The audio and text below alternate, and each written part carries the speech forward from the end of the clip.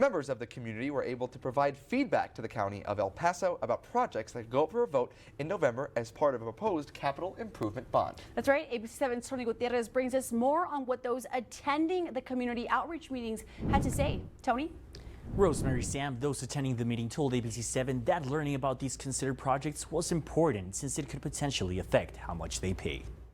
If people want to have some control over how much of a tax increase or any increase at all is on the ballot, I encourage you all to come to these meetings. People attending these meetings say having their voice heard is necessary to learn about projects that could affect them. Once we provide the final feedback to the Bond Advisory Committee and they make a recommendation to Commissioners Court will then decide how much projects, which projects and how much to take to the voters in November to consider for a general obligation bond. $150 million could be up for a certificate of obligation bond, which would be approved by Commissioners Court, while $340 million would go to the general obligation bond that voters could potentially vote for. It's a blend of both the projects that are essential purpose projects that we need to make sure that we continue to do what we're charged to do as a county, but then also projects that can really lay a foundation for the future for our children and our grandchildren. With none of these projects being final, those attending the meetings say they still need more information.